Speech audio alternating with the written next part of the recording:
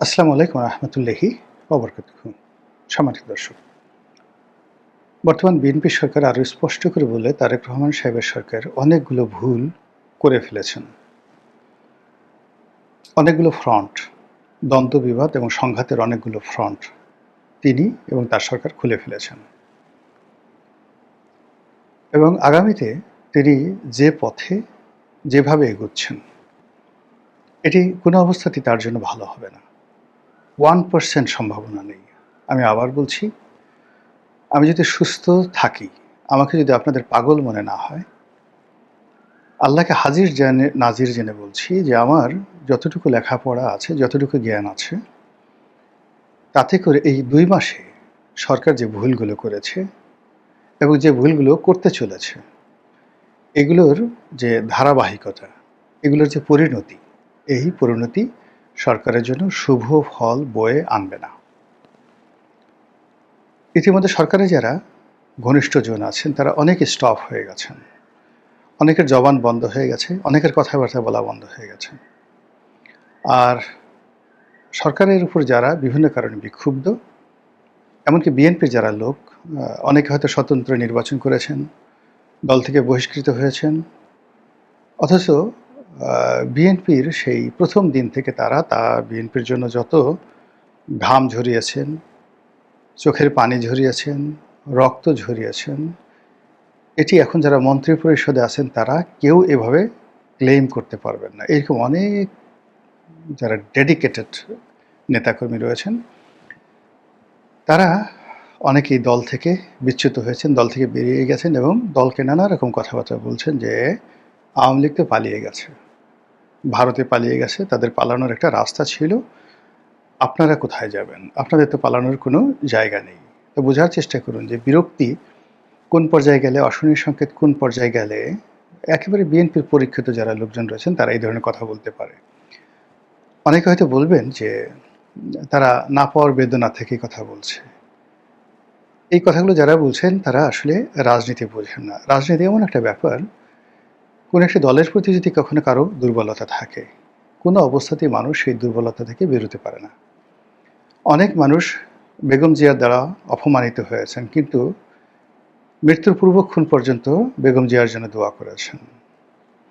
অনেক মানুষ জিয়াউর রহমান দ্বারা, বঙ্গবন্ধু দ্বারা, শেখ হাসিনা দ্বারা লাঞ্ছিত হয়েছেন, অপমানিত হয়েছেন, ক্ষতিগ্রস্ত হয়েছেন, কিন্তু ওই যে রাজনৈতিক বিশ্বাসের কারণে তারা ক্ষতিগ্রস্ত হওয়ার পরেও, মানে বঙ্গবন্ধু, জিয়াউর রহমান, খালেদা জিয়া, শেখ হাসিনা তাদের অকল্যাণ কামনা করেননি। বিএনপির যারা লোকজন রয়েছেন, সত্যিকার অর্থে বিএনপির যারা লোকজন রয়েছেন, তারা কোনো অবস্থাতেই তারেক রহমান সাহেবের অমঙ্গল কামনা করবেন না, বিএনপির অমঙ্গল কামনা করবেন না। তারা বিভিন্ন কারণে তাদের যারা প্রতিপক্ষ, প্রতিদ্বন্দ্বী রয়েছে দলের মধ্যে, তাদের সঙ্গে তাদের দ্বন্দ্ব সংঘাত থাকবে, মারামারি কাটাকাটি হবে, কিন্তু দলের বাইরে যাবে না। এটা হলো পলিটিক্যাল ম্যাথমেটিক্স, এটা হলো রাজনীতির অঙ্ক। তো সেদিক থেকে হয়তো কেউ হয়তো এনসিপিতে গেছে, কেউ হয়তো জামাতে চলে গেছে, কিন্তু ইট ডাজ নট মিন যে তারা বিএনপির প্রতি বিরূপ বা যে কোনো কারণে বিএনপিতে তাদের মানে স্কোপ ছিল না বা স্পেস ছিল না, এই জন্য তারা চলে গেছেন। কিন্তু তারা কোনো অবস্থাতেই বিএনপির অমঙ্গল চাইতে পারেন না, কোনো অবস্থাতে কেউ চান না। এটি হলো রাজনীতির ম্যাথমেটিক্স। তো সেই মানুষগুলো যারা, কেউ হয়তো বিএনপিতে আছেন, কেউ বিএনপি ছেড়ে গেছেন, কাউকে কাউকে হয়তো বিএনপি বের করে দিয়েছে, তাদের একটা বিরাট অংশ বলছে যে আপনারা কোথায় পালাবেন। এটা বিএনপির জন্য একটা অশনির সংকেত। এত অল্প সময়ে কথাগুলো কেন আসছে? এখন আমি এই বিষয়ে আলোচনার আগে সংক্ষেপে ৩টি বিষয় বলি। যে ভুলের কারণে ডক্টর মোহাম্মদ ইউনূসের পতন হয়েছে, যে ভুলের কারণে জামাতের পতন হয়েছে, ঠিক একই ভুল জনাব তারেক রহমান সাহেব করছেন। কি কি ভুল করছেন সেগুলো আসবো, তার আগে একটু আরব দেশ থেকে ঘুরে আসি। আপনারা উত্তর আফ্রিকার সে বিখ্যাত দেশ মিশর, মিশরকে অনেকে অ্যারাবিক রাষ্ট্র হিসেবে গ্রহণ করে, আবার আফ্রিকানও বলে। উত্তর আফ্রিকার দেশ মিশর এবং লিবিয়া। তো ডেজার্ট থাকার কারণে, আরবের সন্নিকটস্থ দেশ হওয়ার কারণে তাদেরকে একই সঙ্গে দুটো আইডেন্টিটি রয়েছে, আফ্রিকান এবং আরাবিয়ান। আর এই রাষ্ট্রগুলোর মধ্যে যে কোনো কারণে হোক না কেন, হাজার হাজার বছর ধরে দুটো রাষ্ট্র, তিনটি রাষ্ট্র সারা পৃথিবীকে চমকিত করেছে। সভ্যতায়, কৃষ্টিতে, কালচারে, শিল্প, সাহিত্য, রাজনীতিতে এবং ইনভেশন, মানে সামরিক বিজয়। তার মধ্যে মিশর, সিরিয়া এবং পারস্য, এই তিনটে রাষ্ট্র। তো এই তিনটে রাষ্ট্রের মধ্যে মিশর যে কোনো কারণে সবাই ফেরাউনের দেশ হিসেবে জানেন। যারা মিশরে গেছেন তারা খুব ভালো করে জানেন যে এই দেশটি একটা বিধাতার আশীর্বাদ। এই দেশটি থেকে যা তৈরি হয়েছে, সৃষ্টি হয়েছে, ওগুলো সারা পৃথিবীকে ডমিনেট করেছে। যা কিছু ভালো, যা কিছু মন্দ, ধর্ম, কৃষ্টি, কালচার, তারপরে রাজনীতি, অর্থনীতি, যুদ্ধবিদ্যা, স্থাপত্যবিদ্যা, পৃথিবীর সব কিছুই তারা প্রথমে শুরু করেছে। মিশরীয় সভ্যতা পৃথিবীর আদি সভ্যতা। মিশরীয় জ্যোতির্বিজ্ঞান, আদি জ্যোতির্বিজ্ঞান, মিশরীয় জ্যামিতি, সেই যে টলেমির জ্যামিতি, এটাই পৃথিবীকে ডমিনেট করে সব কিছু। ফলে মিশরে যা কিছু ঘটে সেটা অন্যান্য দুনিয়ার জন্য উদাহরণ হিসেবে কাজ করে। যে পরিস্থিতিতে এখন মিশরে একটি সামরিক সরকার আছে, সিসি আছেন দীর্ঘদিন ধরে মুরসির পতনের পরে। তো আমাদের দেশে যে আগামীতে কোনো এরকম সিসি আসবেন না, এটা কিন্তু বলা যাচ্ছে না। এর কারণ হলো পরিস্থিতি কিন্তু ওইভাবেই শুরু হয়েছে। ২ নম্বর হলো যেখানে মুরসি, যিনি মুসলিম ব্রাদারহুড যে রাজনৈতিক দল, এই মুসলিম ব্রাদারহুডের প্রতিনিধি হয়ে সামরিক বাহিনীর বাইরে গিয়ে প্রায় ৩০-৩৫ বছরের যে একটানা সামরিক শাসন, হোসনি মুবারকের জমানা, মিশরে কিন্তু খুব বেশি দিনের না। অর্থাৎ ধরুন সেই যে দ্বিতীয় বিশ্বযুদ্ধের পর এখানে গামাল আবদেল নাসের আসলেন, তারপর আনোয়ার সাদাত আসলেন, আনোয়ার সাদাতের পরই হোসনি মুবারক, টানা। হোসনি মুবারকের পতন হলো আরব বসন্তের মাধ্যমে।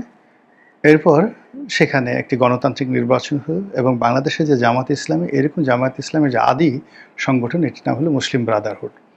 সেই মুসলিম ব্রাদারহুডের যিনি প্রধান ব্যক্তি মুরসি, তিনি সেই দেশের গণতান্ত্রিক প্রেসিডেন্ট হলেন এই প্রথম। কিন্তু তিনি বেশি দিন টিকতে পারলেন না। তার অনেকগুলো ভুল হয়েছে এবং সেই ভুলগুলো কি কি, এগুলো আমি মিশরের যারা মুসলিম ব্রাদারহুডের নেতৃবৃন্দ রয়েছেন তাদের সঙ্গে কথা বলেছি। আমি মিশরের আল আজহার বিশ্ববিদ্যালয়ের যিনি চ্যান্সেলর, তার অফিস ভিজিট করেছি এবং তিনি রাষ্ট্রের দ্বিতীয় গুরুত্বপূর্ণ ব্যক্তি। তো সেখানে কথাবার্তা বলেছি, রাজনীতিবিদদের সাথে কথাবার্তা বলেছি এবং যে জিনিসগুলো আমি সেখানে বুঝেছি সেটাই আপনাদেরকে বলব। সেটা হলো মুরসি যখন ক্ষমতা এলেন, সঙ্গে সঙ্গে এইরকম বাংলাদেশের জামাতের মতো বা সেই এনসিপির মতো যারা ডক্টর মোহাম্মদ ইউনূসের সঙ্গে ছিলেন, এরকম একটা প্রেশার গ্রুপ সেখানে নানা রকম মব তৈরি করা শুরু করল। এই মব তৈরি করে এই বাংলাদেশের মতো তারা সেনাবাহিনীর বিরুদ্ধে মব করা শুরু করলো, পুলিশের বিরুদ্ধে মব করা শুরু করলো এবং খুব দ্রুত সেখানে একটি ইসলামী বিপ্লব ঘটিয়ে তাদের দীর্ঘদিনের যে হতাশা, ক্রোধ, ক্ষোভ এবং তাদের জানেন যে বিখ্যাত একজন নেতা ছিলেন সৈয়দ কুতুব, যিনি মূলত সেই গামাল আবদেল নাসেরকে দিয়ে সামরিক অভ্যুত্থান ঘটিয়েছিলেন 50-এর দশকে। কিন্তু বাংলাদেশে যেভাবে কর্নেল তাহেরের অবস্থা হয়েছিল, অর্থাৎ তিনি বিপ্লবের নেতৃত্ব দিয়েছিলেন কিন্তু তাকে মারতে হয়েছে। জিয়াউর রহমান সাহেব তাকে ফাঁসিতে চড়িয়েছেন এবং এটা জিয়াউর রহমান সাহেবের কোনো বিকল্প ছিল না, অনিবার্য ছিল তার জন্য। তো গামাল আবদেল নাসেরও একই অবস্থা। তিনি ক্ষমতা এলেন বটে, কিন্তু সারা মিশরে মুসলিম ব্রাদারহুড এবং সৈয়দ কুতুব এমনভাবে প্রভাব বিস্তার শুরু করলেন যে তাকে গ্রেপ্তার করে তাকে ফাঁসিতে লটকানো ছাড়া ওনার আসলে ক্ষমতায় টেকা কোনো সম্ভব ছিল না এবং সেই কাজটি তিনি করলেন। এজন্য এরপর থেকে মুসলিম ব্রাদারহুডের উপর রাষ্ট্রীয় শক্তি গামাল আবদেল নাসেরের জমানা থেকে একেবারে আজকের দিন পর্যন্ত, রিয়েল টুডে, বাংলাদেশে যেভাবে জামাতের উপরে আওয়ামী লীগ নির্যাতন চালাচ্ছে, কন্টিনিউয়াসলি এইভাবে মুসলিম ব্রাদারহুডের উপর সেই মিশরের সরকারগুলো নির্যাতন চালিয়ে আসছে এবং সিসি সরকারও সেই নির্যাতন চালাচ্ছে। তো এই দীর্ঘদিনের বঞ্চনা গঞ্চনা এর থেকে বের হয়ে যখন মুরসি প্রথম প্রেসিডেন্ট হলো, তারা যে কাজটি 10 বছর বসে করবে সেই কাজটি তারা 10 দিনের মধ্যে করার চেষ্টা করতে থাকলো। ফলে কি হলো, আবার আর একটা প্রতি বিপ্লব ঘটে গেল এবং সেই বিপ্লবে মুরসির পতন হলো, গ্রেপ্তার হলেন, মৃত্যুদণ্ড হলো, জেলখানায় মারা গেলেন এবং আমেরিকার আশীর্বাদ নিয়ে সিসি ক্ষমতায় আসলেন এবং এখন পর্যন্ত সিসি ক্ষমতায় আছেন। বাংলাদেশেও ঠিক একই অবস্থা, আরব বসন্তের মতো ওইরকম একটি যাকে বলা হয় বাংলা বসন্ত হয়েছিল 2024 সনের জুলাই আগস্ট মাসে। সেই জুলাই আগস্ট মাসের হওয়ার পর যখন জামাত এনসিপি তারা প্রত্যক্ষভাবে ক্ষমতায় আসলো, সামনে ইউনূস, একদিকে এনসিপি আর একদিকে জামাত, অন্যদিকে সেনাবাহিনী। এই সময়টিতে ঠিক ওই মিশরের মতো করেই নানা রকম মব তৈরি করা হলো, অনেকগুলো সংস্কার করার চেষ্টা করলো, অনেকগুলো মানে অবাস্তব প্রকল্প তারা করার চেষ্টা করলো, যেগুলো হয়তো 10 বছর বসে করা যাবে সেগুলো তারা মানে 10 দিনে করার চেষ্টা করলো। ফলে কি হলো, ইউনূস সরকার একেবারে প্রথম 60 দিনের মাথায় বা 1 মাসের মাথায় মানুষের কাছ থেকে তারা রীতিমতো দূরে সরে গেল। এবং এটা ক্রমান্বয়ে আমেরিকার যদি সাপোর্ট না থাকতো উইদিন 3 মাসের মাথায় ইউনূস সরকারের কিন্তু পতন ঘটতো এবং যেদিন আলী রিয়াজ বাংলাদেশে আসছে সেই দিনই আসলে তার পতন সূচনা হয়ে গেছে। তো একইভাবে আবার ধরুন তার পতনের পরে যেভাবেই হোক না কেন জনাব তারেক রহমান সাহেবের ক্ষমতার পালাবদল ঘটেছে এবং তিনি ক্ষমতার পাদপীঠে আছেন এই মুহূর্তে।